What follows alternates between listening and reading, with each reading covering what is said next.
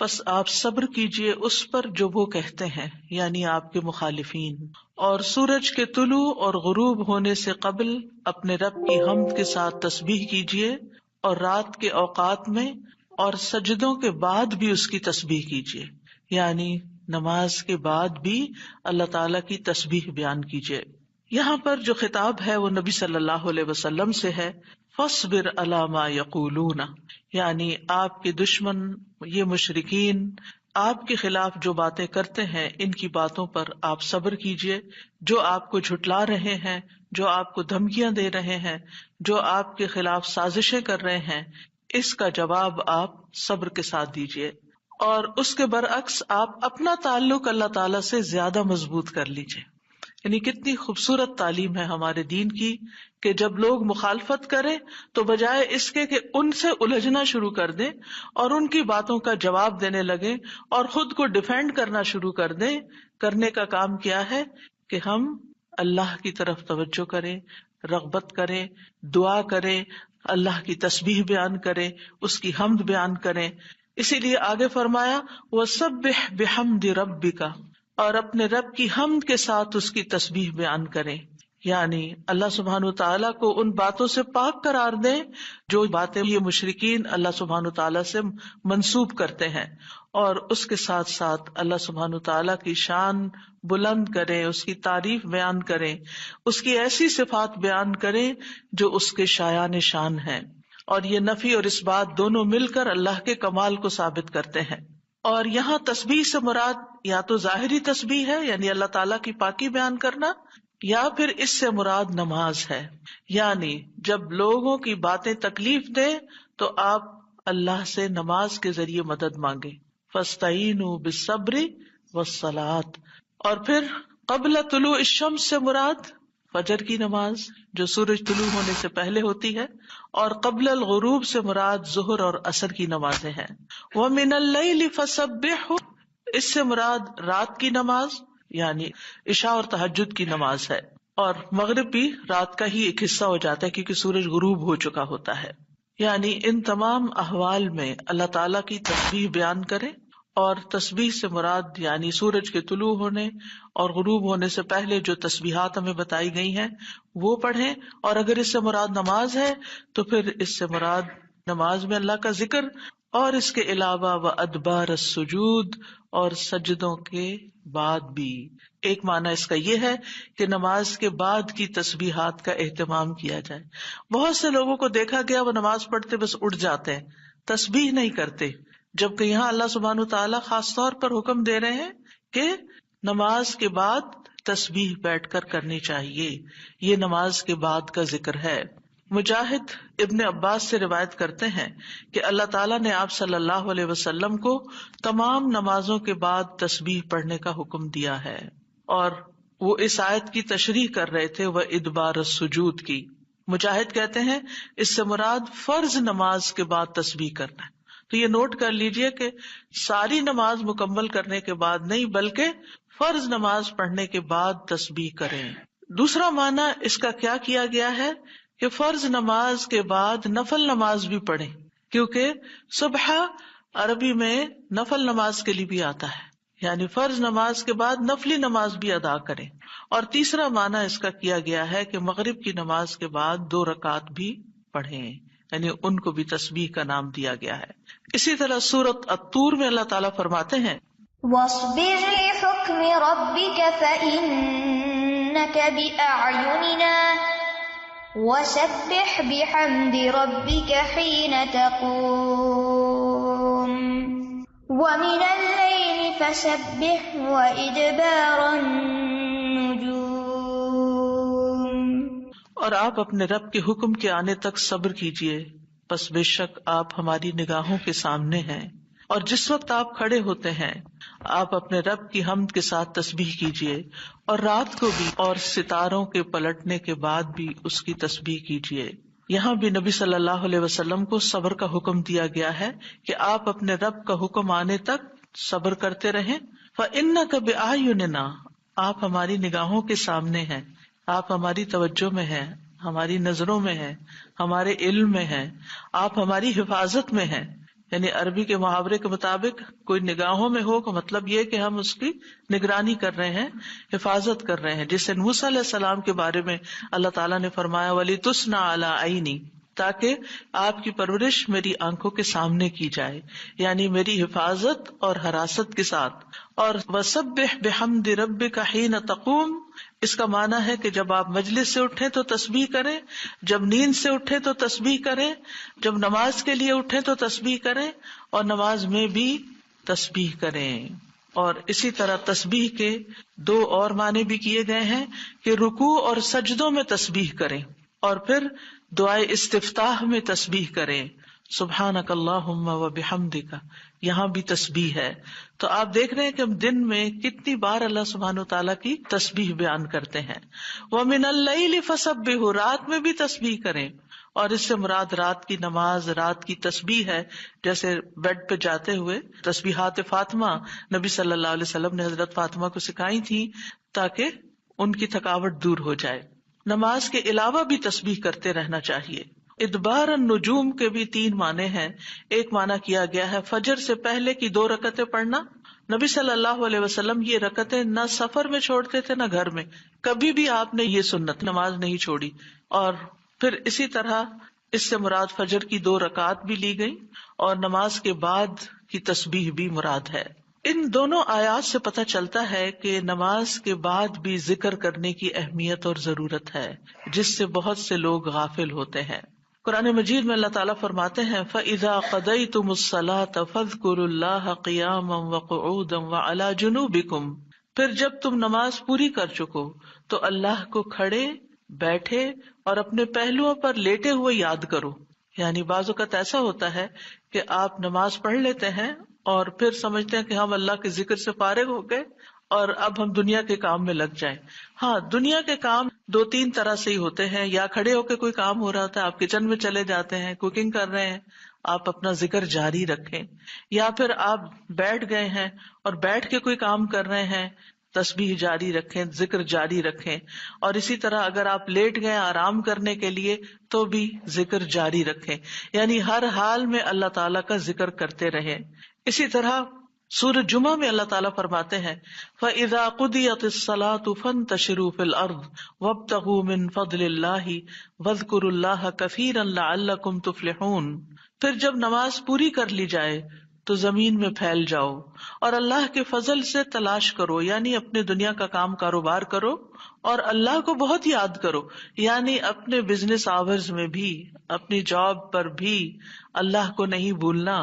کیوں؟ لعلکم تفلحون، تاکہ تم فلاح پاؤ، کامیاب ہو جاؤ. اسی طرح اللہ سبحانہ وتعالیٰ رمضان کے روزے مکمل کرنے کے بعد کس چیز کا حکم دیتے ہیں؟ وَلِتُكْمِلُوا الْعِدَّةَ وَلِتُكَبِّرُوا اللَّهَ عَلَى مَا هَدَاكُمْ وَلَعَلَّكُمْ تَشْكُرُونَ، اور تاکہ تم تعداد پوری کرو اور تاکہ تم اللہ کی بڑائی بیان کرو، تکبیرات پڑھو، اور اس پر کہ اس نے تم کو ہدایت بخشی، اور تاکہ تم شکر ادا کرو. اسی طرح حج کے مناسک ادا کرنے کے بعد بھی ذکر کا حکم ہے. فَإِذَا قَضَيْتُم مَّنَاسِكَكُمْ فَاذْكُرُوا اللَّهَ كَذِكْرِكُمْ آبَاءَكُمْ أَوْ أَشَدَّ ذِكْرًا. پھر جب تم اپنے حج کے مناسک پورے کر چکو تو اللہ کو یاد کرو جس طرح اپنے باپ دادا کو یاد کیا کرتے تھے، بلکہ اس سے بھی زیادہ یاد کرنا. یعنی باپ دادا کو یاد کرنے، ماں باپ کو یاد کرنے سے بھی زیادہ اللہ کا ذکر کیا کرو، اللہ سبحانہ تعالیٰ کو زیادہ یاد کیا کرو. کیونکہ انسانوں کی یاد انسانوں کو دکھی کرتی ہے، لیکن اللہ کی یاد دلوں کے اطمینان کا باعث بنتی ہے، دلوں کے اندر سکون کا باعث بنتی ہے. الا بذکر اللہ تطمئن القلوب، خبردار اللہ کے ذکر سے دلوں کو اطمینان نصیب ہوتا ہے. تو آپ نے دیکھا کہ تمام عبادات کے بعد ذکر کا حکم ہے، تسبیح کا حکم ہے، تکبیر کا حکم ہے.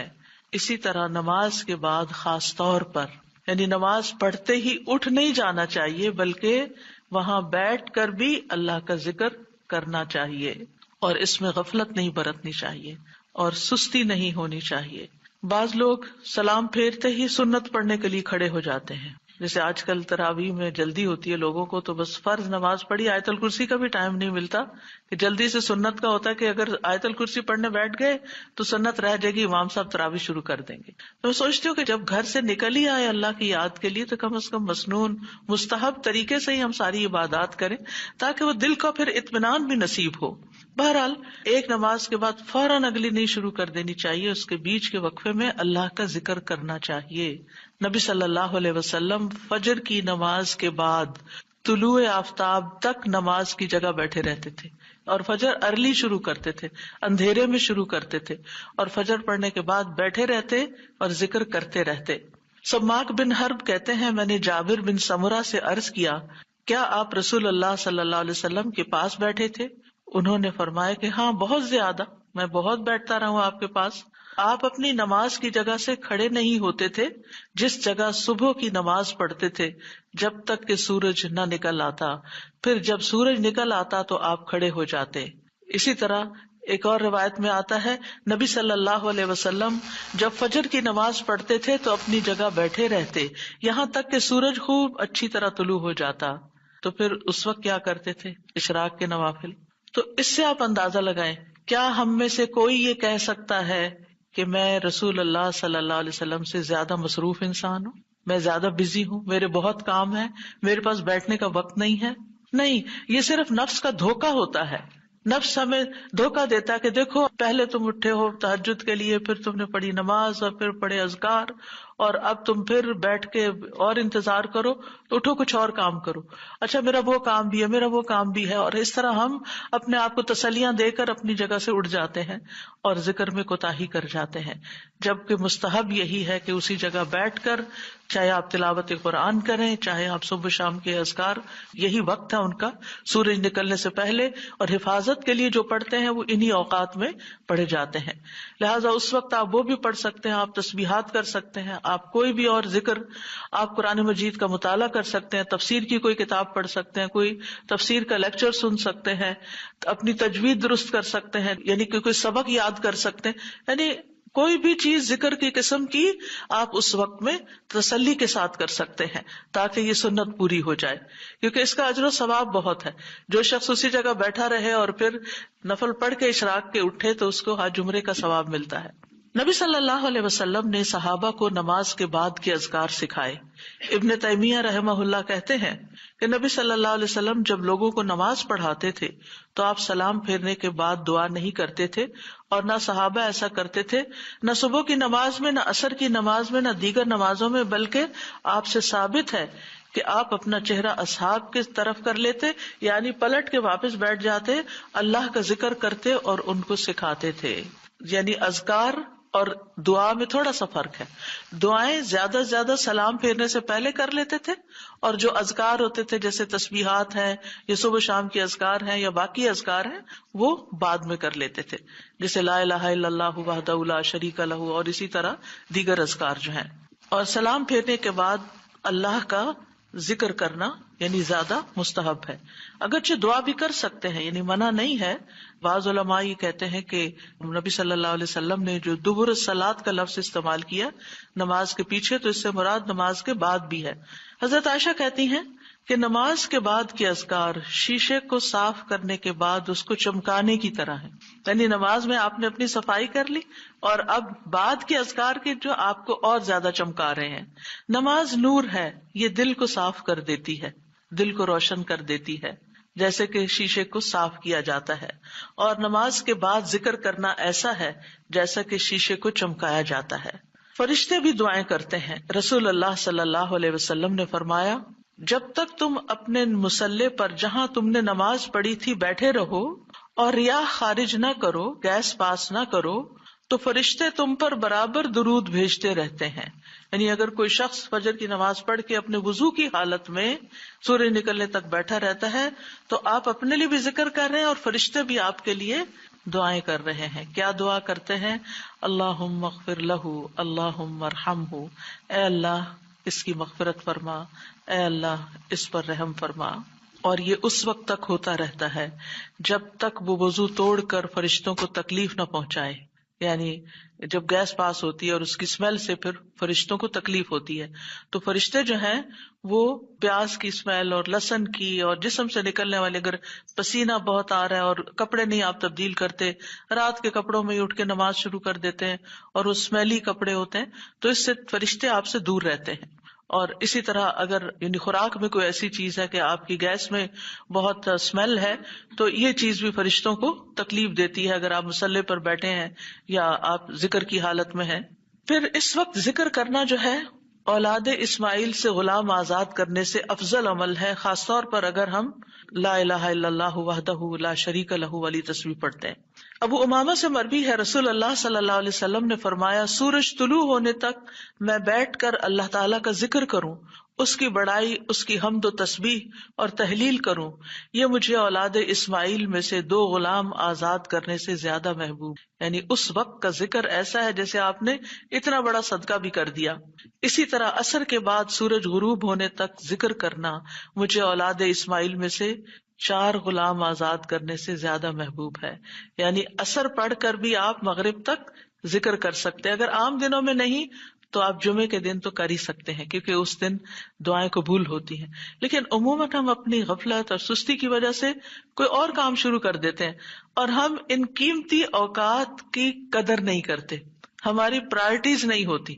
یعنی انسان کو جب پتہ چلتا ہے کہ یہ بزنس کا پیک آور ہے تو وہ کیا کرتا ہے، اس وقت کہیں اور سیر کو چلا جاتا ہے؟ نہیں، اس وقت وہ سارے کام چھوڑ کر اس کام کی طرف متوجہ ہو جاتا ہے جو اس کو سب سے زیادہ فائدہ دینے والا ہے. تو اسی طرح بعض سلف صالحین کہتے ہیں کہ ہم نے جمعے کے دن عصر کے بعد مغرب تک جو دعا کی ہماری قبول ہوئی. یعنی یہ قبولیت دعا کا خاص وقت ہوتا ہے.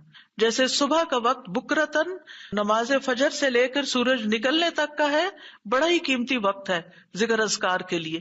اسی طرح عصر کی نماز سے لے کر مغرب تک کا وقت بھی بڑا ہی قیمتی ہے. تو اس میں آپ دیکھیے خصوصاً آج کل آپ روزے سے ہیں، روزہ دار کی بھی دعا قبول ہوتی ہے. اور اس میں بھی امت کے نیک لوگوں کا طریقہ یہی رہا ہے کہ وہ روزہ کھلنے سے پہلے سارے کام چھوڑ دیتے تھے اور ذکر اذکار میں مصروف ہو جاتے تھے، دعائیں کرنے میں مصروف ہو جاتے تھے. تو آپ بھی اپنے لیے کچھ پلان اس طرح کریں کہ جمعے کا دن اور ہم کم از کم رمضان کا مہینہ عصر کا وقت جو ہے اس سے پہلے اپنے کام ختم کر کے مصلی پہ بیٹھے یا کرسی پہ بیٹھے یا لیٹنا چاہتے تو لیٹ جائیں، کیونکہ پہلی آیت یہی بتائی گئی تھی نا کہ آپ کھڑے یا بیٹھے یا لیٹے ہر حال میں اللہ کا ذکر کر سکتے ہیں. الذین یذکرون اللہ قیاما وقعودا وعلی جنوبہم، وہ جو اللہ کا ذکر کرتے ہیں کھڑے، بیٹھے اور لیٹے، جس بھی پوزیشن میں آپ کرنا چاہیں آپ ذکر کر سکتے ہیں.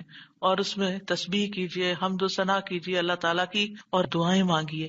اور الحمدللہ ہمارے پاس کتابوں کی شکل میں دعاؤں کا اتنا پیارا ذخیرہ ہے جو مسنون اوتھینٹک دعائیں قرآن و سنت سے ہم نے جمع کی ہیں. اگر زبانی یاد ہے تو بہت ہی اچھا کہ دل لگا کے زبانی پڑھے، اور اگر زبانی یاد نہیں تو ان کو کھول لیجیے اور پڑھنا شروع کر دیجیے. اور صرف پڑھتے نہ جائیں، اس وقت کوئی قرات کا وقت نہیں ہے، یہ مانگنے کا وقت ہے. دیکھ دیکھ کر اس طرح پڑھیں دعا کو جیسے آپ مانگ رہے ہیں اللہ تعالیٰ سے. تو انشاءاللہ آپ کے دین، دنیا، آخرت کے سارے مسائل حل ہوں گے اور ایک پرامن پرسکون زندگی بسر کریں گے اگر ان اوقات کی آپ قدر کر لیں. کیونکہ جو قبولیت کے اوقات ہیں ان کو گنوانا نہیں چاہیے، ان کو ہاتھ سے جانے نہیں دینا چاہیے. آپ صبح فجر کے وقت مثلاً اگر رمضان میں ہر روز 1 سپارہ پڑھتے ہیں، آدھا سپارہ فجر کے بعد پڑھ لیں، آدھا سپارہ عصر کے بعد پڑھ لیں. تو اس طرح بیلنس بھی ہو جائے گا، آپ کا دل نہیں گھبرا، کیونکہ ہمارا نفس جو ہے نا وہ اتنا آزاد منشا کہ وہ کہیں ایک جگہ بیٹھنے کی قید قبول نہیں کرتا. وہ بار بار ہمیں کہتا ہے اچھا فون چیک کر لو، اچھا وہ کر لو، وہ کر لو، اور توجہ اور یکسوئی سے ہمیں ذکر اذکار نہیں کرنے دیتا. تو اس کو ٹیم کرنے میں، اس کو ڈسپلن کرنے میں وقت لگے گا. لیکن ونس ایک دفعہ آپ عادی ہو گئے، آپ نے اس گھوڑے کو قابو کر لیا، آپ نے اس کو بٹھا لیا. جیسے بچے کو بٹھانے میں مشکل ہوتی ہے لیکن جب بیٹھ جاتے پھر بیٹھ جاتے ہیں. تو پھر انشاءاللہ آپ دیکھیں گے کہ آپ کے لیے یہ گھڑیاں بڑی پر لذت ہو جائیں گی. آپ ان گھڑیوں کو انجوائے کریں گے، آپ کا اور زیادہ دل چاہے گا کہ کاش یہ اور لمبی ہو جائے. اچھا روزہ کھل گیا، ابھی تو میرا یہ بھی اور یہ بھی ٹارگٹ پورا نہیں ہوا. پھر اسی طرح یہ ہے کہ رسول اللہ صلی اللہ علیہ وسلم نے فرمایا جو شخص فجر کی نماز جماعت کے ساتھ پڑھنے کے بعد بیٹھ کر اللہ کا ذکر کرتا رہے یہاں تک کہ سورج نکل آئے پھر 2 رکعتیں پڑھے اس کے لیے 1 حج اور عمرے کا ثواب ہے۔ انس فرماتے ہیں پھر رسول اللہ صلی اللہ علیہ وسلم نے 3 بار فرمایا پورا پورا پورا، یعنی پورا ثواب حج عمرے کا، پورا ثواب حج عمرے کا، پورا ثواب۔ یعنی آپ سوچئے کہ حج عمرہ کرنا کوئی آسان کام ہے؟ مشکل کام ہے، جس میں مال بھی انوالو ہے، آپ کی ایفرٹ بھی، آپ کا گھر چھوڑنا بھی، سب کچھ۔ لیکن اگر آپ کو ایک مصلی پہ بیٹھ کے اتنا بڑا اجر و ثواب ملتا ہے تو اور کیا چاہیے۔ صرف بات ہے اپنے نفس کو منانے کی، اپنے دل کو اور اپنے آپ کو ڈسپلن کرنے کی، اور ایک دفعہ آپ نے شروع کر لیا اور اگر نہیں ہو پا رہا تو اللہ سے دعا کریں کہ اللہ تعالیٰ توفیق دے دے، اللہ تعالیٰ آسان کر دے، تو انشاءاللہ آپ کے لیے آسانی بھی ہو جائے گی۔ پھر اسی طرح نبی صلی اللہ علیہ وسلم نے فرمایا، اللہ تعالیٰ فرماتا ہے کہ میں اپنے بندے کے ساتھ ہوتا ہوں جب وہ مجھے یاد کرتا ہے اور میری یاد میں اپنے ہونٹ ہلاتا ہے۔ اور ایسے لوگ جو ذکر میں آگے ہوتے ہیں وہ درجات میں بھی بہت آگے ہیں، سبقت لے جانے والے ہیں، فالسابقون السابقون ہیں۔ رسول اللہ صلی اللہ علیہ وسلم نے فرمایا مفردون سبقت لے گئے۔ صحابہ نے پوچھا یا رسول اللہ مفردون کون ہوتے ہیں؟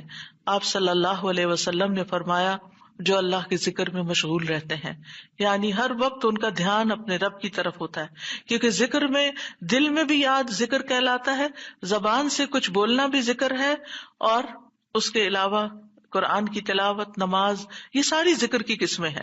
یعنی کچھ فارمل ہے، کچھ انفارمل ہے، کچھ خبر ہے یعنی جیسے تسبیحات وغیرہ ہوتی، کچھ میں دعا ہوتی ہے، طلب ہوتی ہے، اللہ تعالیٰ سے اپنی حاجت مانگتے ہیں، یہ ساری چیزیں ذکر میں شمار ہوتی ہیں۔ اب آ جاتے ہیں ہم نماز کے بعد کے اذکار کے متعلق، اور یہ اذکار بھی آپ کو اس کتاب میں ملیں گے، نماز کے اذکار، یعنی نماز کے اندر کے ذکر بھی اور نماز کے بعد کے بھی۔ نماز کا سلام پھیرتے ہی نماز ختم ہو جاتی ہے، اس کے بعد سب سے پہلے کہنا چاہیے اللہ اکبر 1 بار، اور تھوڑا سا بلند آواز سے، جس سے پتہ چلے کہ نماز پڑھ لی ہے۔ اللہ اکبر۔ ابن عباس کہتے ہیں میں نبی صلی اللہ علیہ وسلم کی نماز کے مکمل ہونے کو تکبیر کی وجہ سے سمجھ جاتا تھا، یعنی مثلا کوئی نفل پڑھ رہا ہے تو آپ کو نہیں پتہ چلتا کہ پڑھ چکا یا نہیں، لیکن اگر اس نے بلند آواز سے کہہ دیا اللہ اکبر تو پتہ چل گیا کہ ہاں اس کی نماز مکمل ہو گئی ہے۔ کیوں اللہ اکبر کہیں؟ کہ اللہ ہر چیز سے بڑا۔ آپ دیکھیں ہم نے نماز کا آغاز کس سے کیا تھا؟ اللہ اکبر سے کیا تھا، اور نماز میں کئی بار ہم نے اللہ اکبر کہا، اور اب نماز کے اختتام پر بھی اللہ اکبر، رمضان کے اختتام پر بھی اللہ اکبر، یعنی اللہ کی تکبیر بیان کرنا۔ اللہ سبحانہ وتعالیٰ قرآن مجید میں فرماتے ہیں اتل ما اوحی الیک من الکتاب واقم الصلاۃ ان الصلاۃ تنہی عن الفحشاء والمنکر ولذکر اللہ اکبر واللہ یعلم ما تصنعون۔ کتاب میں سے جو آپ کی طرف وحی کیا گیا ہے اس کی تلاوت کیجیے اور نماز قائم کیجیے، بے شک نماز بے حیائی اور برائی سے روکتی ہے، اور یقیناً اللہ کا ذکر تو سب سے بڑی چیز ہے، اور اللہ کو معلوم ہے جو کچھ تم کرتے ہو۔ تو اللہ کا ذکر سب سے بڑی چیز، اور اس ذکر میں اللہ کو سب سے بڑا قرار دینا سب سے بڑی چیز۔ اور نبی صلی اللہ علیہ وسلم اور پھر صحابہ کا طریقہ بھی یہی تھا کہ آپ فرض نمازوں کے بعد ذکر کرتے اور آوازیں بلند کرتے، یعنی نماز کے بعد کا ذکر جو ہے اس میں آواز اونچی ہوتی ہے۔ ابن عباس اس بات سے معلوم کر لیتے کہ لوگوں نے سلام پھیر لیا ہے کیونکہ وہ ان کے ذکر کی آواز سنتے تھے، یعنی مطلب یہ ہے کہ نماز کے بعد اللہ اکبر بھی اونچی آواز میں، استغفر اللہ استغفر اللہ استغفر اللہ یہ بھی ذرا اونچی آواز میں، یعنی ایک ہوتا ہے سری ذکر یعنی دل ہی دل میں پکارنا، اور ایک ہوتا ہے جاہری جس میں یہ ذکر جو نماز کے بعد ہوتا ہے اس کو تھوڑا اونچی آواز میں کرنا چاہیے، اور جس طرح وتر ختم ہونے کے بعد سبحان الملک القدوس سبحان الملک القدوس سبحان الملک القدوس ذرا اونچی آواز میں کہنا چاہیے۔ تو نبی صلی اللہ علیہ وسلم اس ذکر کو ہمیشہ اونچی آواز میں کرتے تھے، ٹھیک ہے، یعنی آپ کی اقتداء، آپ کی پیروی ہر معاملے میں یہ عبادت کے درجات کو بڑھا دیتی ہے۔ اور اس میں ہم یہ بھی دیکھتے ہیں کہ صحابہ کرام جو تھے وہ نبی صلی اللہ علیہ وسلم کی صرف سنت کو نہیں سیرت کو بھی آگے بیان کرتے تھے کہ آپ نے کوئی کام کیا اور کس طریقے سے کیا، مثلا ذکر کیا اور کس طرح کیا، بلند آواز سے کیا یا آہستہ آواز سے کیا، بیٹھ کر کیا یا کھڑے ہو کر کیا. اور پھر آپ دیکھیے کہ نماز کے بعد اذکار جو ہیں وہ زیادہ پسندیدہ ہیں، یعنی دعاؤں کی نسبت زیادہ اذکار. ٹھیک ہے. اور پھر اسی طرح آپ دیکھیے کہ دوسرا ذکر جو آپ کریں گے وہ ہے استغفر اللہ 3 بار. استغفر اللہ استغفر اللہ. ثوبان کہتے ہیں رسول اللہ صلی اللہ علیہ وسلم جب اپنی نماز سے فارغ ہوتے تھے تو 3 مرتبہ استغفار فرماتے تھے، 3 بار استغفار کرتے. ولید کہتے ہیں میں نے اوزائی سے پوچھا آپ استغفار کس طرح فرمایا کرتے تھے؟ تو انہوں نے کہا آپ فرماتے تھے استغفر اللہ استغفر اللہ. اب نماز پڑھ لی ہے، استغفر اللہ کیوں؟ اس لیے کہ ہم تو نماز کا حق بھی ادا نہیں کرتے. ہمارا دھیان کہاں سے کہاں چلا جاتا ہے، ہم کئی دفعہ بھول جاتے ہیں، ہمیں سجدہ سہو کرنا تک یاد نہیں رہتا، ہمیں کچھ پتہ نہیں ہوتا ہم نے کون سی سورت پڑھی، کیا تلاوت کی. ہو سکتا ہے تلاوت میں کوئی غلطی کر دیں، ہو سکتا ہے کہ تسبیح کی جگہ کچھ اور پڑھ دیں بھول چوک کے. تو ہم نماز کے اندر بھی بہت کچھ غلط کرتے رہتے ہیں جانے انجانے. اور خاص طور پر جن لوگوں نے اپنی نماز کے پروننسیشن کی اصلاح نہیں کی وہ تو کچھ سے کچھ پڑھتے رہتے ہیں بعض اوقات. یعنی پروننسیشن صحیح نہ ہونا جو ہے وہ الفاظ کے مطلب کو ہی بدل دیتا ہے. اس لیے پہلی پرائرٹی میں کوئی ایسا ٹیچر ڈھونڈیے کہ جو آپ کی نماز سن کے اس کا پروننسیشن آپ کو ٹھیک کر دے. بہرحال نماز کے بعد استغفر اللہ استغفر اللہ. اور ایک اور چیز، نماز پڑھنے کے بعد انسان کو ایک فیلنگ ہوتی ہے کہ میں نے کچھ کیا ہے، لیکن جب انسان استغفر اللہ کہتا ہے تو اس میں عاجزی کا اظہار ہوتا ہے کہ اللہ تیرا حق ادا نہیں کیا، مجھے ابھی بھی گناہوں کی بخشش کی ضرورت ہے. اور آپ دیکھیے کہ یہ الفاظ نبی صلی اللہ علیہ وسلم ادا کرتے تھے جن کے اگلے پچھلے سارے گناہ معاف کر دیے گئے تھے.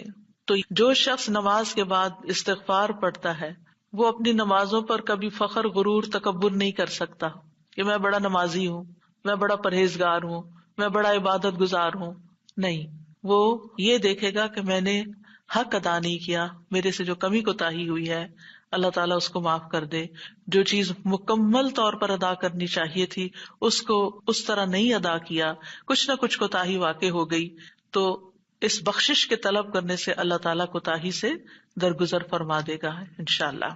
اور ویسے بھی استغفار کرنے سے نقص یا کمی کوتاہی جو ہے اس کا ازالہ ہوتا ہے ہماری عام روزمرہ زندگی میں بھی.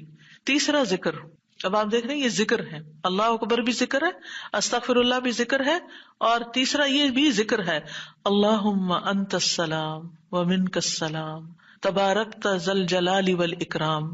اے اللہ تو سراپا سلامتی ہے اور تجھی سے سلامتی حاصل ہوتی ہے، تو بڑی برکتوں والا ہے اے جلال و اکرام والے. یعنی استغفار کے بعد پھر فوراً بعد اللہ تعالیٰ کی تعریف اور یہ ذکر. السلام جو ہے یہ اللہ تعالیٰ کے ناموں میں سے ایک نام ہے جس کا مطلب یہ ہے کہ اللہ تعالیٰ ہر طرح کی آفات سے، عیبوں سے، ہر طرح کے نقص سے سلامت ہے. کوئی چیز اس کو نقصان نہیں دے سکتی، نہ لوگوں کی باتیں جو اللہ تعالیٰ کے خلاف کرتے ہیں، یا لوگوں کے گمان، یا لوگوں کی نافرمانیاں اور گناہ اور عبادت نہ کرنا، اللہ کا حکم نہ ماننا. اللہ تعالیٰ کو کوئی چیز نقصان نہیں دیتی، وہ سلامت ہے، اس کو کسی کی ضرورت ہی نہیں ہے. یہ جو کچھ ہم کرتے ہیں، ذکر ہو عبادت ہو، یہ اپنے ہی فائدے کے لیے کرتے ہیں، اللہ تعالیٰ پر کچھ احسان نہیں ہے. تو ہم یہ کہتے ہیں اللہم انت السلام کہ اللہ تعالیٰ آپ سراسر سلامتی ہیں اور آپ کا ہر فعل جو ہے وہ ظلم سے سلامت ہے، پاک ہے، ہر شر سے پاک ہے. آپ کی تقدیر، آپ کے فیصلے، ہر چیز سلامتی پر مبنی ہے. ومنک السلام، سلامتی تیری ہی طرف سے آتی ہے، یعنی تو ہی سلامتی دیتا ہے یا تو ہی سلامتی کو روک لیتا ہے. سلامتی کا مالک بھی تو ہی ہے، تو سلامت رکھے تو ہم سلامت ہیں. تو یہ تعلق اللہ تعالیٰ سے انسان اپنا ظاہر کرتا ہے کہ انسان اپنے رب کے بارے میں کیا سمجھتا ہے. تبارکتا، تبارکتا کا لفظ برکت سے ہے جس کا مطلب ہوتا ہے کثرت سے کسی چیز کا بڑھنا اور قائم رہنا، یعنی تیری خیرات و برکات بہت زیادہ ہیں. ذل جلال والاکرام، اے عزت اور جلال والے. جلال کا مطلب ہے عظمت، بڑائی، اور اکرام کا مطلب ہے احسان. یعنی تو اپنے بندوں کو عزت و اکرام دیتا ہے، اپنے رسولوں کو، اپنے انبیاء کو اور اپنے صالح بندوں کو تو ہی عزت اور اکرام اور برکتیں عطا کرتا ہے، ساری نعمتیں تیری ہی طرف سے ہیں. اور یہ کتنا خوبصورت ذکر ہے جو ہم ہر نماز کے بعد کرتے ہیں، یا جو نہیں کر رہے انہیں لازماً کرنا چاہیے، کہ اللہ سبحانہ تعالیٰ سے ہم اپنے اچھے گمان کا اظہار کرتے ہیں، اور ایک طرح سے انڈائریکٹلی سلامتی اور برکت طلب بھی کرتے ہیں. آپ دیکھیے عموماً ہم جب کسی چیز کے اندر فائدہ دیکھتے ہیں تو ہم خیر اس سے وابستہ کر لیتے ہیں، یہ ہے تو کام ہوگا، یہ نہیں تو کام ہی نہیں ہوگا. مثلاً آپ کوئی قلم خریدتے ہیں اور اس سے لکھنا شروع کرتے ہیں اور آپ کو اچھا لگتا ہے، یا آپ اس سے جو لکھنا چاہتے تھے آرٹیکل یا کوئی چیز یا نوٹس اپنے تو بڑے اچھے لکھ پاتے ہیں، تو آپ کہنے لگتے ہیں یہ قلم بڑا مبارک ہے. ٹھیک ہے بھائی، قلم اچھا ہے، فائدہ دے رہا ہے آپ کو، لیکن اصل تو اللہ نے آپ کے لیے یہ وسیلہ بنایا کہ اس نے آپ تک یہ پہنچایا. تو اصل برکت اور خیر اور سلامتی کا منبع اللہ رب العزت کی ذات ہے. چیزوں کے ساتھ مت چمٹ جائیے اور ان پر اتنے ڈپینڈنٹ نہ ہو جائیں کہ اللہ کو بھول جائیں اور اللہ تعالیٰ کی نعمت اور اللہ تعالیٰ کا احسان یاد نہ کریں.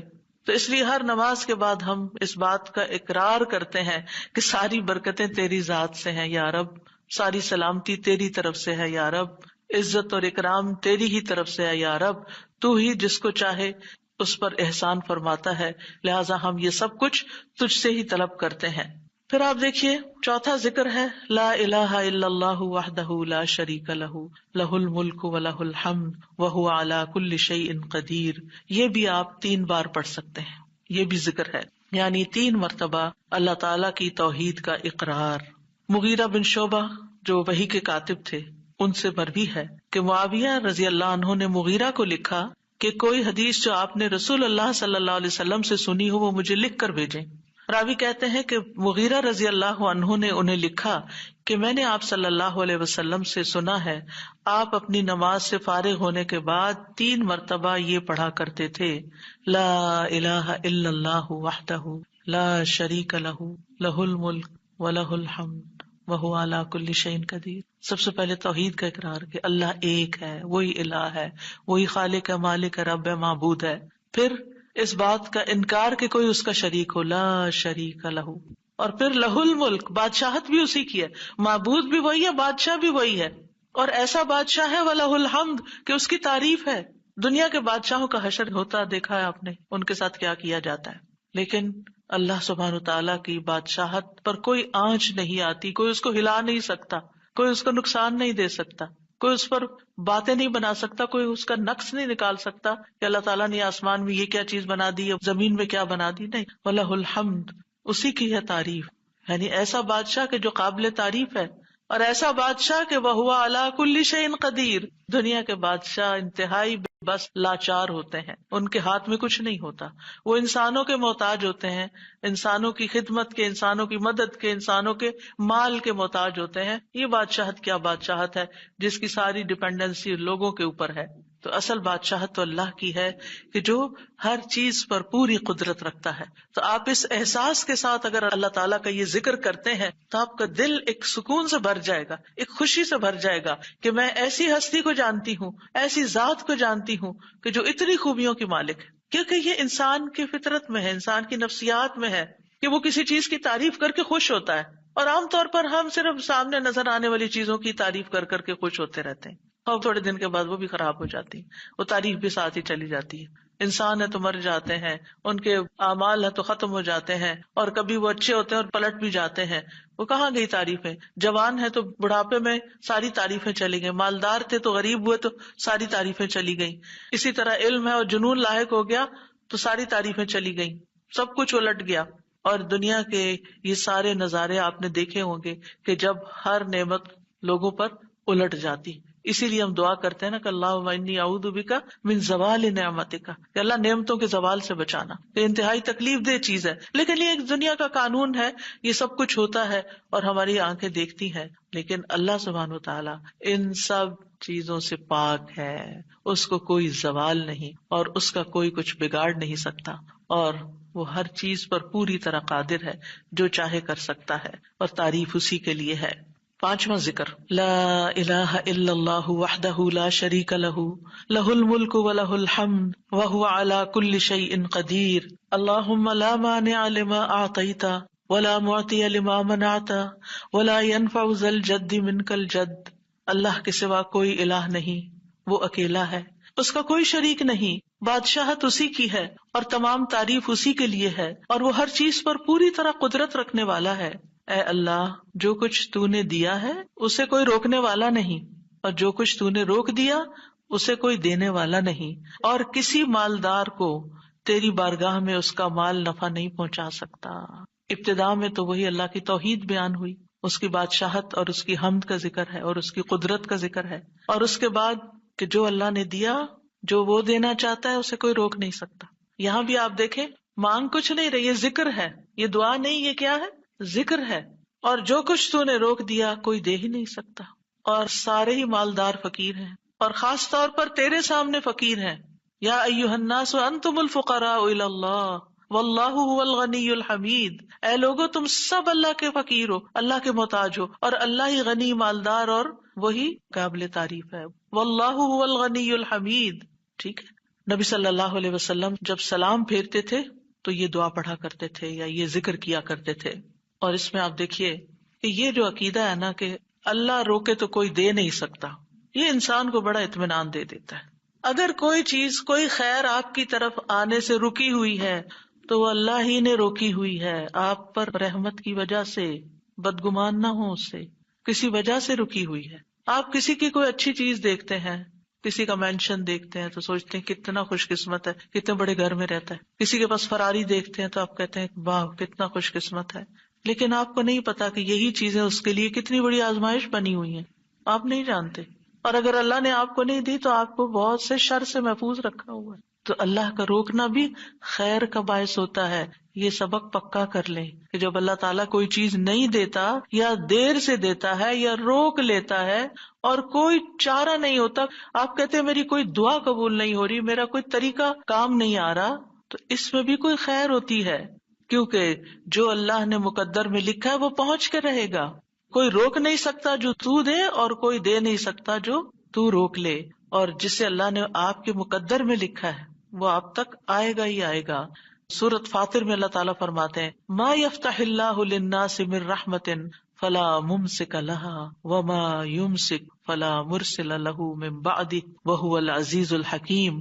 جو کچھ اللہ لوگوں کے لیے رحمت میں سے کھول دے اسے کوئی بند کرنے والا نہیں، اور جو وہ بند کر دے اس کے بعد اسے کوئی کھولنے والا نہیں. حدیث میں آتا ہے ما اصابک لم یکن لیخطئک وانما اخطأک لم یکن لیصیبک. جو کچھ تمہیں پہنچا وہ تم سے خطا ہونے والا نہیں تھا، اور جو نہیں ملا وہ ہرگز ملنے والا نہیں تھا. قرآن مجید میں سورۃ الرعد میں اللہ تعالیٰ فرماتے ہیں وَإِذَا أَرَادَ اللَّهُ بِقَوْمٍ سُوءًا فَلَا مَرَدَّ لَهُ. جب اللہ کسی قوم کے ساتھ برائی کا ارادہ کر لیتا ہے تو اس کو کوئی پھیرنے والا نہیں، کوئی سپر پاور اس ملک کی مدد نہیں کر سکتی اگر اللہ نے اس کے لیے جنگ کا فتنہ یا کسی اور طرح کی کوئی آزمائش لکھی ہے. یہ اللہ کے فیصلے ہوتے ہیں. یا اللہ نے کسی قوم کو تباہ کرنے کا فیصلہ کر لیا ہو تو کوئی اس کو روک نہیں سکتا.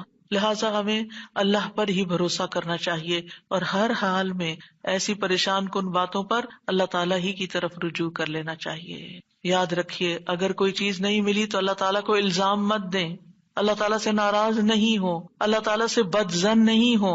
یہ روکنا اس کی رحمت ہے.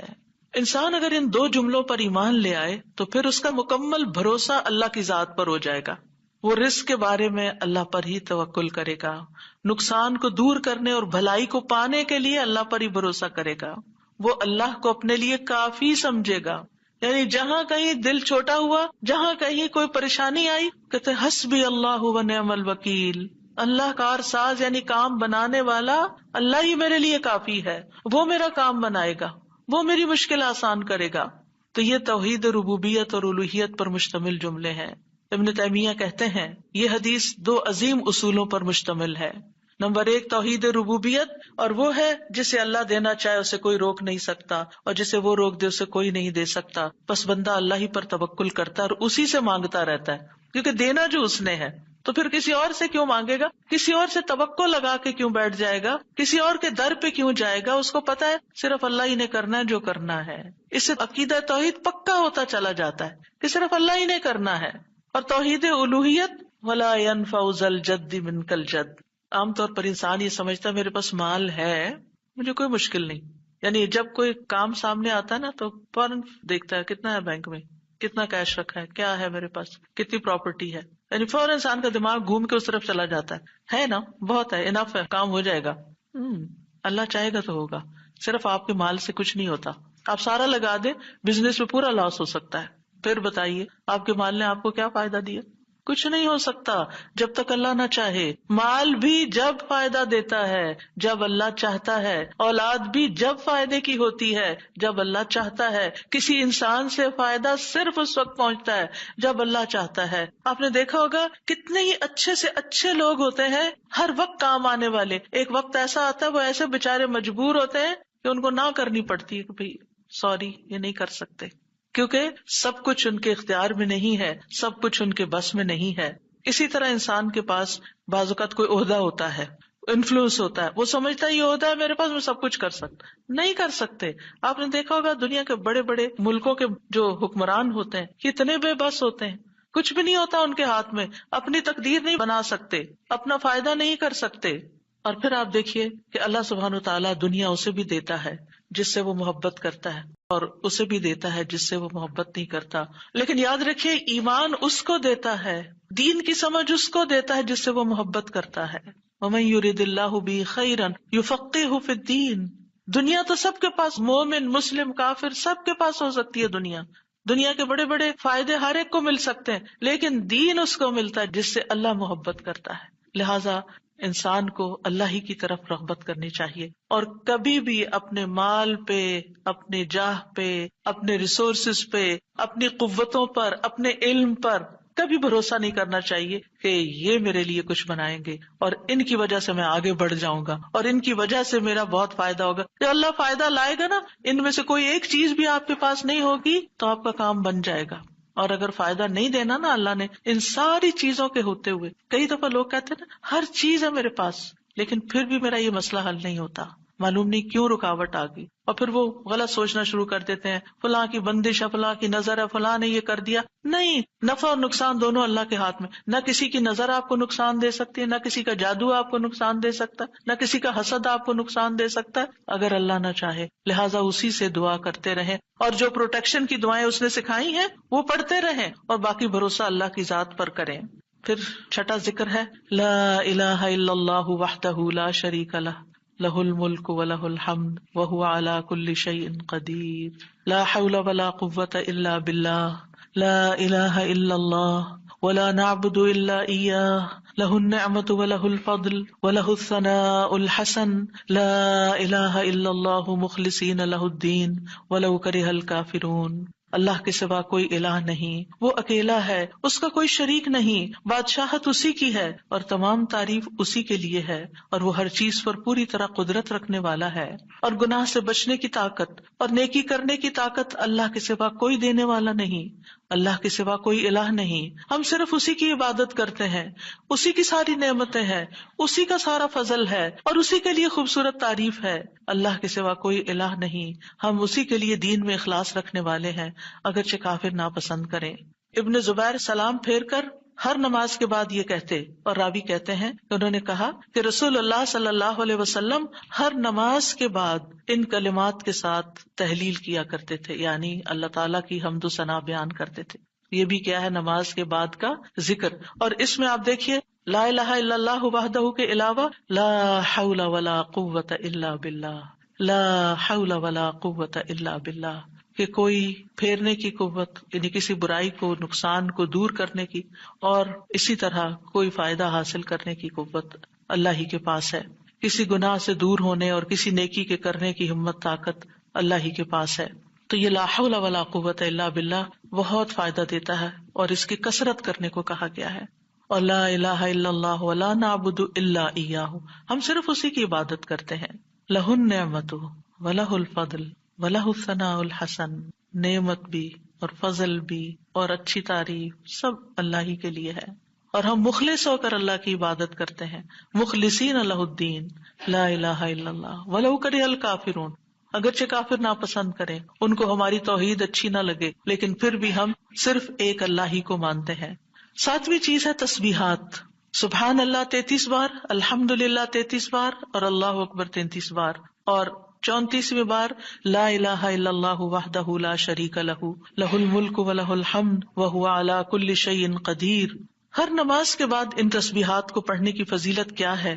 ابو ہریرہ کہتے ہیں رسول اللہ صلی اللہ علیہ وسلم نے فرمایا، جس آدمی نے ہر نماز کے بعد 33 مرتبہ سبحان اللہ، 33 مرتبہ الحمدللہ اور 33 مرتبہ اللہ اکبر کہا تو یہ 99 کلمات ہو گئے، اور 100 کا عدد پورے کرنے کے لیے لا الہ الا اللہ وحدہ لا شریک لہ یہ ذکر کر لیا تو اس کے سارے گناہ معاف کر دیے جائیں گے، چاہے وہ سمندر کی جھاگ کے برابر ہوں۔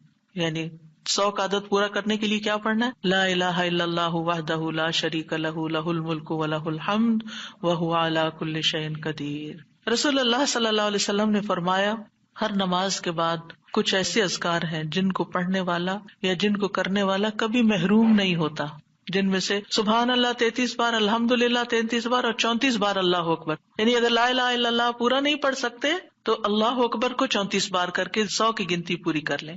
پھر اسی طرح رسول اللہ صلی اللہ علیہ وسلم کے پاس کچھ فقیر صحابہ حاضر ہوئے، کہا کہ امیر لوگ بلند درجات اور ہمیشہ رہنے والی جنت حاصل کر چکے، حالانکہ جس طرح ہم نماز پڑھتے ہیں وہ بھی پڑھتے ہیں، جیسے ہم روزے رکھتے ہیں وہ بھی رکھتے ہیں، لیکن مال و دولت کی وجہ سے انہیں ہم پر فضیلت حاصل ہے۔ اس کی وجہ یہ کہ وہ حج کرتے ہیں، عمرہ کرتے ہیں، جہاد کرتے ہیں، صدقے دیتے ہیں، اور ہم محتاجی کی وجہ سے یہ کام نہیں کر سکتے۔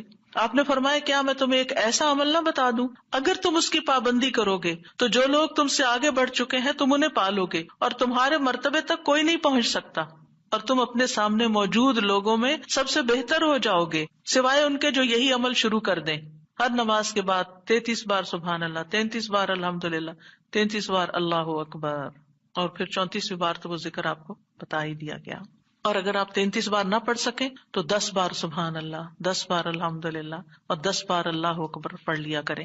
یعنی اگر جلدی ہے تو پھر 10 بار بھی پڑھ سکتے ہیں۔ نبی صلی اللہ علیہ وسلم نے فرمایا 2 عمل ایسے ہیں اگر کوئی مسلمان بندہ ان کی پابندی کر لے تو جنت میں داخل ہوگا، اور وہ بہت آسان ہے مگر ان پر عمل کرنے والے بڑے کم ہیں۔ وہ کیا ہیں؟ ہر نماز کے بعد 10 بار سبحان اللہ، 10 بار الحمدللہ، 10 بار اللہ اکبر۔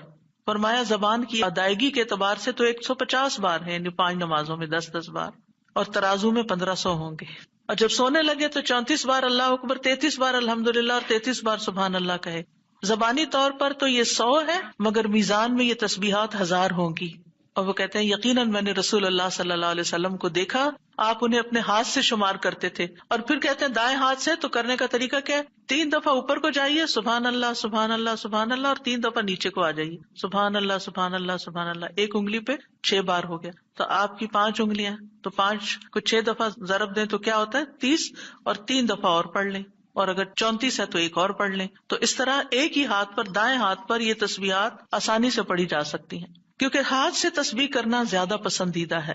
حضرت عبداللہ بن عمر کہتے ہیں میں نے رسول اللہ صلی اللہ علیہ وسلم کو دیکھا، آپ داہنے ہاتھ کی انگلیوں پر تسبیح کو شمار کرتے تھے، اور آپ نے صحابیات کو حکم دیا تھا کہ وہ اللہ کی تکبیر، تقدیس، تحلیل کی پابندی اختیار کریں اور اپنی انگلیوں پر شمار کریں، کیونکہ ان سے سوال ہوگا اور یہ بلوائی جائیں گی، قیامت کے دن ہاتھ بولیں گے، تو اگر ان پہ تسبیح آپ پڑھتے ہیں تو یہ بول کے بتائیں گے ہم تو اللہ کا ذکر کرتے رہے۔ 8ویں چیز ہے آیت الکرسی۔ اللہ لا الہ الا هو الحی القیوم لا تأخذہ سنۃ ولا نوم لہ ما فی السماوات وما فی الارض من ذا الذی یشفع عندہ الا بإذنہ یعلم ما بین ایدیہم وما خلفہم ولا یحیطون بشیء من علمہ الا بما شاء وسع کرسیہ السماوات والارض ولا یؤودہ حفظہما وہو العلی العظیم۔ پورا اللہ کا تعارف ہے۔ اللہ وہ ہے کہ اس کے سوا کوئی معبود نہیں، وہ زندہ ہے، ہر چیز کو قائم رکھنے والا ہے، نہ اسے کچھ اونگ پکڑتی ہے اور نہ کوئی نیند، اسی کا ہے جو کچھ آسمانوں میں ہے اور جو کچھ زمین میں ہے۔ کون ہے جو اس کے پاس اس کی اجازت کے بغیر سفارش کرے؟ وہ جانتا ہے جو کچھ ان کے سامنے اور جو کچھ ان کے پیچھے ہے، اور وہ اس کے علم میں سے کسی چیز کا احاطہ نہیں کر سکتے مگر جتنا وہ چاہے۔ اس کی کرسی آسمانوں اور زمین کو سمائے ہوئے ہے، اور اسے ان دونوں کی حفاظت یعنی آسمان و زمین کی حفاظت تھکاتی نہیں، اور وہی سب سے بلند، سب سے بڑا ہے۔ ہر نماز کے بعد آیت الکرسی پڑھنے کی فضیلت یہ ہے کہ جو شخص نماز کے بعد اس کو پڑھ لیتا ہے اور اس نماز کے بعد اس کی ڈیتھ ہو جاتی ہے تو فرمایا اس کو موت کے علاوہ کوئی چیز جنت میں جانے سے نہیں روک سکتی، مر گیا تو سیدھا جنت میں۔ یہ قرآن مجید کی سب سے افضل آیت ہے۔ ابو ذر غفاری کہتے ہیں میں مسجد حرام میں داخل ہوا اور رسول اللہ صلی اللہ علیہ وسلم کو اکیلے دیکھ کر آپ کے پاس آ کے بیٹھ گیا۔ میں نے کہا یا رسول اللہ صلی اللہ علیہ وسلم کون سی آیت افضل ہے جو آپ پہ نازل ہوئی؟ آپ نے فرمایا آیت الکرسی۔ کرسی کے مقابلے میں 7 آسمان اس طرح ہے جیسے بیابان زمین میں کوئی چھلا گرا پڑا ہو، اور پھر کرسی کے مقابلے میں عرش کا حجم اتنا ہے جیسے اس چھلے کے مقابلے میں بیابان کا وجود۔ اور یہ قرآن مجید کی سب سے عظیم آیت بھی ہے۔ ابی ابن کعب سے روایت ہے ایک مرتبہ نبی صلی اللہ علیہ وسلم نے ان سے پوچھا اللہ کی کتاب میں سب سے عظیم آیت کون سی ہے؟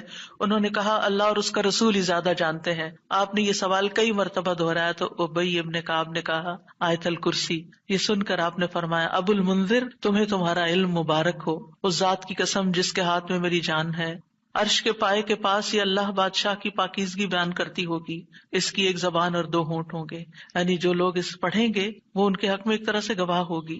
9ویں چیز جو نماز کے بعد پڑھنی چاہیے وہ ہے معوذات، سورۃ الاخلاص، سورۃ الفلق، سورۃ الناس۔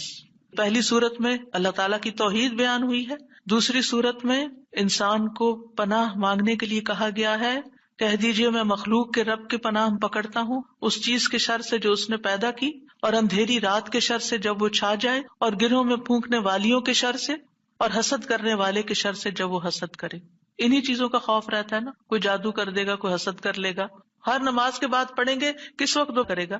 اس کو تو آپ موقع ہی نہیں دے رہے کہ وہ جادو کرے یا آپ سے حسد کرے۔ ہر 2 نمازوں کے بیچ میں جو کوئی ایسا فتنہ فساد آیا اس کا ازالہ ہوتا چلا جائے گا۔ عقبہ بن عامر کہتے ہیں کہ رسول اللہ صلی اللہ علیہ وسلم نے مجھے حکم دیا تھا کہ میں ہر نماز کے بعد معوذات پڑھا کروں، یعنی یہ 3 صورتیں پڑھا کروں۔ 10ویں چیز ہے رب اعنی علی ذکرک و شکرک و حسن عبادتک، اللہ کے ذکر، اس کے شکر اور اچھی عبادت پر اللہ کی مدد مانگنا۔ معاذ بن جبل کہتے ہیں کہ رسول اللہ صلی اللہ علیہ وسلم نے میرا ہاتھ پکڑا اور فرمایا اے معاذ اللہ کی قسم میں تم سے محبت کرتا ہوں۔ کتنے خوش قسمت تھے معاذ رضی اللہ عنہ۔ میں نے عرض کیا یا رسول اللہ صلی اللہ علیہ وسلم میں بھی آپ سے محبت کرتا ہوں، تو رسول اللہ صلی اللہ علیہ وسلم نے فرمایا تم پابندی سے ہر نماز میں یہ دعا مانگا کرو رب اعنی علی ذکرک و شکرک و حسن عبادتک۔ معاذ رضی اللہ عنہ جو ہیں 33 سال کی عمر میں امواس کے طاعون میں شہید ہو گئے تھے۔ He was only 33 years old۔ ان کا مقام کیا تھا؟ آپ کی بشارت کے مطابق وہ جنت میں علماء کے قائد ہوں گے، یعنی علماء امت کے جو عالم ہیں ان کو جنت کی طرف لیڈ کر رہے ہوں گے۔ کس وجہ سے آپ صلی اللہ علیہ وسلم نے ان سے محبت کا اظہار کیا؟ علم کی وجہ سے، علم کے حریص تھے اور نیکی کے کاموں میں آگے آگے، اور اتنی چھوٹی عمر میں عین جوانی کے وقت فوت بھی ہو گئے اور کتنا بڑا درجہ اور مقام پا گئے۔ ہمیں آج تک یہ سمجھ نہیں آتی کہ کون سے کام ایسے کریں کہ جس سے اللہ کی محبت ملے، جس سے اللہ کا قرب نصیب ہو، اور جس سے ہمیں رسول اللہ صلی اللہ علیہ وسلم کی محبت اور آپ کی شفاعت نصیب ہو۔ تو یہ ایک دعا ہے ان دعاؤں میں سے جو آپ نے خاص طور پر حضرت معاذ کا ہاتھ پکڑ کے قسم کھا کے محبت کا اظہار کر کے آپ کو یہ دعا سکھائی۔ چند لفظ ہیں، کیا ہمارے لیے یہ پڑھنا بھی مشکل ہے؟ پھر ہم اپنے لیے اس دنیا سے کیا کما رہے ہیں؟ اگر ہمیں اتنی بھی توفیق نہیں کہ نماز کے بعد ٹک کے یہ 4 کلمے پڑھ لیں تو پھر ہماری نمازیں کیا ہیں؟ ہم نے کیا مانگا اللہ سے؟ ہم تو دنیا کی اور آخرت کی خیر سے محروم ہو گئے۔ اور یہ دعا آپ دیکھیے اللہم سے بھی شروع ہوتی ہے اور ربی سے بھی شروع ہوتی ہے، دونوں کا ایک ہی تقریباً مطلب ہے، ایک میں الوہیت ہے اور ایک میں ربوبیت ہے۔ یعنی میں اللہ سے درخواست کرتا ہوں کہ اے اللہ مجھے اپنے ذکر پر، اور ذکر میں قرآن، نماز، تحلیل، تسبیح، استغفار، درود، سب چیزیں شامل ہیں، اللہ مجھے توفیق دے۔ اور پھر وہ شکر کی بھی توفیق۔ اور آپ دیکھیے کہ جب ہم دعا مانگتے ہیں نا کہ اللہم انی علی ذکرک، تو مطلب یہ ہے کہ ہماری زبان جو ہے وہ آپ کی اطاعت کرتی رہے، وہ کلمات بولتی رہے جس سے آپ کا ذکر ہوتا رہے۔ یعنی ایک تو ہے یہ مسنون اذکار ان کا پڑھنا، اور ایک یہ ہے کہ اللہ تعالیٰ کی نعمتوں کا ذکر کرنا، اللہ تعالیٰ کے احسانات کا ذکر کرنا، اللہ تعالیٰ کی قدرت کی نشانیوں کا ذکر کرنا، اللہ کے فضل کا ذکر کرنا۔ وَأَمَّا بِنِعْمَةِ رَبِّكَ فَحَدِّثْ، یہ بھی ذکر ہے۔ آپ اپنے بچوں کے ساتھ بات کر رہے ہیں اور اللہ تعالیٰ کے بارے میں کوئی بات کر رہے ہیں، دین کے بارے میں کوئی بات کر رہے ہیں، تو یہ بھی ذکر میں شمار ہو۔ تو اللہ مجھے توفیق دے، آئین اللہ میری مدد کر. کیونکہ ہمارے پاس وقت بھی ہوتا ہے، ہمارے پاس صلاحیت بھی ہوتی ہے، لیکن ہم توجہ نہیں کرتے، ہم کرتے نہیں ہے کام، کیونکہ توفیق نہیں ہوئی نا. تو ہر نماز کے بعد چونکہ فرض کے بعد دعا قبول ہوتی ہے تو یہ دعا مانگنے کو کہا گیا. اور بعض کہتے ہیں اس کو سلام پھیرنے سے پہلے بھی پڑھ سکتے ہیں، جیسے ربی جعلنی پڑھتے ہیں. یا اور کل جو میں نے آپ کو دعائیں بتائی تھی آخر میں نماز کے اختتام پر سلام سے پہلے، وہ سب مسنون اذکار تھے. لیکن علماء نے اس کے علاوہ جیسے ربی جعلنی مقیم الصلاۃ، یہ نبی صلی اللہ علیہ وسلم نے نہیں سکھائی ہمیں کہ نماز کے بعد ضروری یہی پڑھی جائے. لیکن علماء نے کہا کہ جیسے اللہ کی حمد و ثنا ہوتی ہے تشہد میں، پھر اس کے بعد درود شریف ہے، اور پھر اس میں والدین اور اولاد دونوں کے لیے دعا ہے تو یہ پڑھ لیں. اس کے علاوہ جو چاہے قرآنی اور مسنون دعا یہاں بیٹھ کے پڑھیں، کیونکہ نماز کے اندر دعا مانگنا نماز کے بعد کی دعا سے افضل ہے. قبولیت کے زیادہ چانسز ہیں جس سے اکثر لوگ غافل ہیں. سلام پھیرنے سے پہلے اللہم انی اسألک الجنۃ واعوذ بک من النار 3 دفعہ یہ پڑھ لیں. جو آپ کا دل چاہے پڑھیں، بس اردو میں نہیں عربی میں یاد کریں کچھ دعائیں، قرآنی دعائیں مسنون دعائیں اس وقت پڑھتے رہیں. تو پھر دوسرا ہے وشکر کا. شکر کہاں سے ادا ہوتا ہے؟ زبان سے بھی ہوتا ہے، لیکن اس کا اصل مقام دل ہے، وہ دل سے اٹھتا ہے. ذکر کی بات کر کے ہم نے کہا کہ اللہ ہماری زبان کو اپنی اطاعت کی توفیق دے، اور شکر کی بات کر کے ہم نے کہا کہ اللہ ہمارے دل کو اپنے ذکر کی توفیق دے، اپنی یاد کی توفیق دے، اور شکر ادا کرنے کی توفیق دے. یعنی میں ساری ظاہری اور باطنی نعمتوں پر اللہ کا شکر ادا کرنے کی توفیق مانگتا ہوں. یہ مطلب ہے اس دعا کا. زبان کا شکر کیا ہے کہ بندہ اللہ کی نعمتوں کا ذکر کرتا ہے، اور اعضاء سے شکر کیا ہے کہ بندہ اللہ کی اطاعت کے کام کرتا ہے. کیونکہ اللہ تعالیٰ نے آل داؤد کو کیا کہا تھا؟ اعملوا آل داؤد شکرا وقلیل من عبادی الشکور. اے داؤد کے گھر والو، شکر ادا کرنے کے لیے عمل کرو، اور میرے بندوں میں کم ہی شکر گزار ہیں. اللہ کا شکوہ ہے بندوں سے، کم ہی شکر گزار. کیوں؟ اس لیے کہ شیطان نے کہا تھا وَلَا تَجِدُ أَكْثَرَهُمْ شَاكِرِينَ، کہ انسانوں کی اکثریت کو آپ شکر کرنے والا نہیں پائیں گے. اور وَلَقَدْ صَدَّقَ إِبْلِيسُ ظَنَّهُ، ابلیس نے اپنا گمان سچ پایا کہ بندوں کو شکر سے ہٹا دیا. تو شکر کی توفیق مل جائے تو پھر شکر ادا کیا جائے. اور یہ شکر کا سلسلہ تو کہیں ختم ہوتا ہی نہیں، کیونکہ اتنی نعمتیں ہیں کہ ہم گن ہی نہیں سکتے. ابن رجب کہتے ہیں کہ دین میں یا دنیا میں اللہ کی ہر نعمت جو بندے کو حاصل ہوتی ہے اس میں نعمت کا شکر ادا کرنے کی ضرورت ہوتی ہے. پھر جو شکر کی توفیق ملتی ہے اس پر بھی شکر ادا کرنے کی ضرورت ہے. یعنی شکر پر بھی شکر، یہ ایک اور نعمت ہے، اس میں دوبارہ شکر ادا کرنے کی ضرورت ہے. پھر دوبارہ شکر کیا تو ایک اور نعمت مل گئی، اب کیا ہے؟ ایک اور دفعہ شکر کریں. اور یہ سلسلہ ہمیشہ جاری رہتا ہے، یعنی شکر کا سلسلہ کبھی ختم نہیں ہونا چاہیے، شکر کرتے ہی چلے جائیں. وحسن عبادتک، اور اپنی خوبصورت عبادت کی توفیق عطا فرما. اور خوبصورت عبادت اسی وقت ہو سکتی ہے جب اس میں اخلاص ہو، اور نبی صلی اللہ علیہ وسلم کی اتباع ہو، اطاعت ہو. اطاعت اعضاء سے کی جاتی ہے، یعنی ہمارے اعضاء، ہاتھ پاؤں، ہمارا جسم یہ عبادت میں مشغول ہوتا ہے. بعض اوقات ہم ڈھیروں عبادت کر لیتے، ڈھیر سارے نفل پڑھ لیتے، بہت کچھ کر لیتے، لیکن اس کو کوئی کوالٹی نہیں ہوتی. یہاں یہ نہیں کہا گیا کہ کثیر عبادتک، یہاں کیا کہا گیا؟ حسن عبادتک، کہ اللہ خوبصورت عبادت کی توفیق دے. امام ابن تیمیہ کے بارے میں آتا ہے کہ جب وہ قید ہوئے تو اپنے سجدوں میں یہ دعا پڑھا کرتے تھے، اللہم اعنی علی ذکرک و شکرک و حسن عبادتک. کیونکہ اللہ کی توفیق کے بغیر ہم یہ کام نہیں کر سکتے. جس کی زندگی میں ذکر آ گیا، جس کی زندگی میں شکر آ گیا، اور جس کی زندگی میں خوبصورت عبادت آ گئی، وہ خوش قسمت ترین انسان ہے، اس کو سبھی کچھ مل گیا. اور جو ان چیزوں سے محروم ہے پھر ہر خیر سے محروم ہے، چاہے دنیا کی قارون جیسی دولت اس کے پاس کیوں نہ ہو، پوری دنیا اس کی فین ہو، اس کی تعریفیں کرے اور اس کی فدائی شدائی ہو، کوئی فائدہ نہیں ہے. ایک اور دعا ہے رب قنی عذابک یوم تبعث عبادک، اے میرے رب مجھے اس دن کے عذاب سے بچانا جس دن تو اپنے بندوں کو اٹھائے گا. 3 بار یہ دعا، اے اللہ ہمیں اس دن کے عذاب سے بچانا جس دن تو اپنے بندوں کو اٹھائے گا. 1 دفعہ بھی پڑھی جا سکتی، 3 دفعہ کی شرط نہیں ہے. برا بن عازب کہتے ہیں جب ہم رسول اللہ صلی اللہ علیہ وسلم کے پیچھے نماز پڑھتے تھے تو ہم آپ کی دائیں طرف کھڑے ہونے کو پسند کرتے تھے تاکہ آپ ہماری طرف رخ کر کے متوجہ ہوں. برا کہتے ہیں میں نے آپ کو فرماتے ہوئے سنا، یعنی آپ پلٹ رہے تھے اور کہہ رہے تھے رب قنی عذابک یوم تبعث عبادک. یہ رات کو سوتے ہوئے بھی پڑھا کریں اور نمازوں کے بعد بھی کہ اللہ اس دن کے عذاب سے بچا لینا جس دن تو بندوں کو دوبارہ پیدا کرے گا.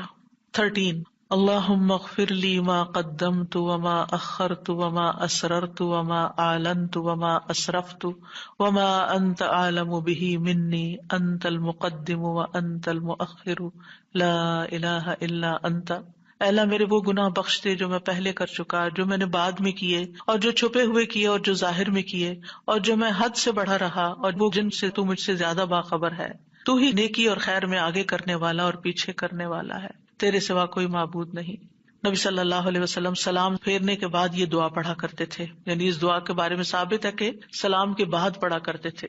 تو اللہم اغفر لی ما قدمت، بات یہ ہے کہ جو نیک لوگوں کی نیکیاں ہوتی ہیں وہ مقربین کے گناہ شمار ہوتے ہیں، یعنی ان کا سٹینڈرڈ اور ہائی ہوتا ہے نا، ان کی کوالٹی اور اچھی ہوتی ہے۔ تو اس لیے نبی صلی اللہ علیہ وسلم کے گناہ کوئی نہیں تھے کہ جس کے لیے آپ بخشش مانگتے تھے، ایک تو ہمیں سکھانے کے لیے، اور دوسرا یہ ہے کہ نیکیوں میں سے جو کم درجے کی نیکیاں ہوں ان پر بھی۔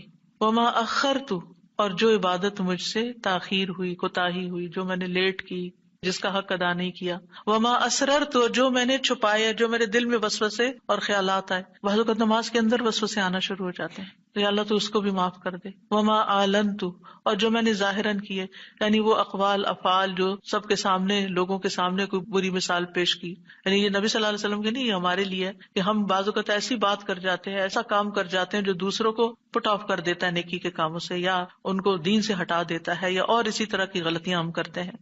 اور پھر آپ دیکھیے کہ نبی صلی اللہ علیہ وسلم کی ہمبلنس بھی اس سے پتہ چلتی ہے کہ کتنے آپ ہمبل تھے، کہ سارا کچھ کر کے، بہترین عبادت کر کے پھر بخشش بھی مانگ رہے ہیں۔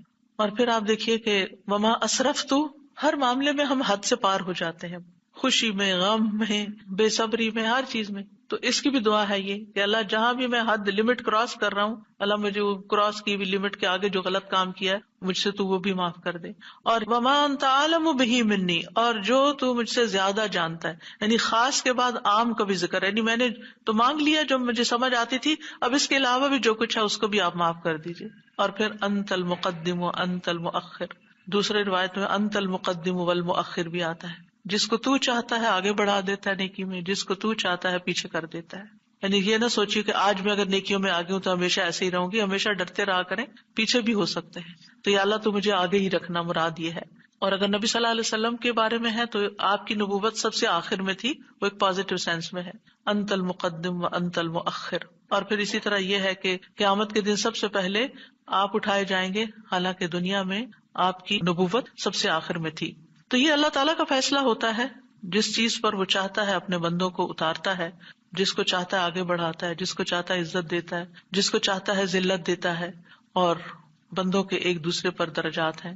نمبر 14، سبحانک اللہم و بحمدک استغفرک و اتوب الیک۔ یہ مجلس کے اختتام پر بھی اور نماز کی دعاؤں کے اختتام پر بھی، پاک ہے تو اے اللہ، تیری ہی حمد ہے، میں تجھ سے بخشش مانگتا ہوں، تیری ہی طرف میں رجوع کرتا ہوں۔ یہ اچھے عمل پر مہر لگانے والے کلمات ہیں۔ حضرت عائشہ سے روایت ہے کہ رسول اللہ صلی اللہ علیہ وسلم جب کسی مجلس میں بیٹھتے یا نماز پڑھتے یا کچھ کلمات پڑھتے، حضرت عائشہ نے ان کے بارے میں پوچھا تو آپ نے فرمایا، اگر کسی شخص نے اس مجلس میں اچھی باتیں کی ہوں گی تو یہ کلمات قیامت تک ان باتوں کے لیے مہر بن جائیں گے، اور اگر اس نے اس مجلس میں کوئی فضول بات کی ہے تو یہ اس کے لیے کفارہ بن جائیں گے۔ اور اس کے دیگر روایات بھی ہیں، یعنی دیگر طرق بھی ہیں اس دعا کے۔ اور پھر ایک اور دعا، رب اغفر لی وتب علی انک انت التواب الغفور، اے اللہ تو مجھے بخش دے اور میری توبہ قبول کر، بے شک تو بہت توبہ قبول کرنے والا، بہت بخشش فرمانے والا ہے۔ فجر اور مغرب کی نماز کے بعد کا خاص ذکر، لا الہ الا اللہ وحدہ لا شریک لہ، لہ الملک ولہ الحمد یحیی ویمیت وہو علی کل شیء قدیر۔ اللہ کے سوا کوئی الہ نہیں، وہ اکیلا ہے، اس کا کوئی شریک نہیں، بادشاہت اسی کی ہے، تمام تعریف اسی کے لیے ہے، اور وہ ہر چیز پر پوری قدرت رکھنے والا ہے۔ اور سلام کے بعد تشہد کی حالت میں اگر آپ بیٹھے بیٹھے یہ ذکر کرتے ہیں، یعنی مصلی سے اٹھنے سے پہلے یہ ذکر کرتے ہیں، تو نبی صلی اللہ علیہ وسلم نے فرمایا، جس نے نماز مغرب اور صبح کی نماز کے بعد اتحیات میں اٹھنے سے پہلے اپنی ٹانگ کو دوہرا کیے ہوئے، یعنی جس پوزیشن میں آپ بیٹھے اسی پوزیشن میں بیٹھے بیٹھے 10 بار یہ ذکر کیا، اللہ تعالیٰ اس کے لیے 10 نیکیاں لکھ لیتا ہے، 10 گناہ اس سے دور کر دیتا ہے، 10 درجے اس کے بلند کر دیتا ہے، اس کے لیے ہر بری چیز سے حفاظت، شیطان مردود سے پناہ دینے والے یہ کلمات ہوتے ہیں۔ کوئی گناہ سوائے شرک کے اس کو نہیں پہنچتا، اور یہ اس روز عمل میں سب لوگوں سے افضل ہوتا ہے، یعنی صبح کے وقت اگر کوئی یہ پڑھ کے اٹھتا ہے مصلی سے تو یہ سب لوگوں سے افضل ہوتا ہے، سوائے اس شخص کے جس نے اس کے برابر یا اس سے زیادہ ان کلمات کو پڑھا ہو۔ اور ایک اور روایت میں ہے جو یہ 10 مرتبہ مغرب کے بعد پڑھے گا، اللہ اس کی حفاظت کے لیے اسلحہ بردار فرشتے بھیجے گا جو اس کی صبح تک شیطان سے حفاظت کریں گے۔ اللہ تعالیٰ سے دعا ہے کہ اللہ تعالیٰ ہمارے ان اعمال کو قبول کرے اور ہمیں اس ذکر کی توفیق دے۔ میں یہ پڑھتے ہوئے سوچ رہی تھی کہ جو شخص یہ ساری دعائیں پڑھے نماز کے بعد، اس کے پاس فضول کام کرنے کا کون سا وقت باقی بچے گا۔ وآخر دعوانا ان الحمد للہ رب العالمین۔ سبحانک اللہم وبحمدک، اشہد ان لا الہ الا انت، استغفرک واتوب الیک۔ السلام علیکم ورحمۃ اللہ وبرکاتہ۔